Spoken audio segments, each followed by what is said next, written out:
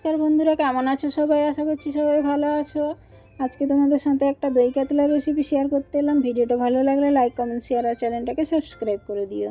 তো আমি মাছগুলোকে আগে থেকে ভেজে তুলে নিয়েছি। তারপরে এই কড়াইতে একটু গোটা গরম মশলা দিয়ে দিচ্ছি। তাতে দিচ্ছি একটু দারচিনি, একটু এলাচ আর একটা তেজপাতা দিয়ে আমি পেঁয়াজগুলোকে দিয়ে একটু ভেজে নিচ্ছি। তারপরে ঝাল অনুযায়ী কাঁচা লঙ্কা দিলাম। তারপরে একটু আদা রসুন পেস্ট দিয়ে দিচ্ছি। ওটাকে ভালো করে ভেজে নিয়ে আমি ওতে কাজু বাটাটা অ্যাড করে দিচ্ছি। কাজু বাটাটা ভালো করে ভাজা ভাজা হয়ে গেলে ওতে আমি একটু টমেটোর পেস্ট অ্যাড করলাম। টমেটোর পেস্টটা দিয়ে ভালো করে ভেজে নিয়ে তাতে আমি একটু গুঁড়ো মশলা অ্যাড করছি, একটু ধনিয়া, একটু জিরা আর একটু রেড চিলি পাউডার দিয়ে মশলা থেকে তেল ছেড়ে দিলে আমি ওতে দিয়ে দিচ্ছি দইটা দিয়ে ভালো করে মশলা থেকে তেল ছেড়ে দিলে তারপরে পরিমাণ মতো জলটা দিয়ে দেবো। জলটা দিয়ে ভালো করে ফুটে গেলে স্বাদ মতো নুনটা অ্যাড করে দেবো। তারপরে মাছগুলো দিয়ে দেবো। মাছগুলো দিয়ে ভালো করে ফুটিয়ে নিয়ে নামানোর আগে একটু গরম মশলা আর একটু চিড়ে কাঁচা লঙ্কা দিয়ে দেবো। দিলে আমাদের মাছ রান্নাটা রেডি।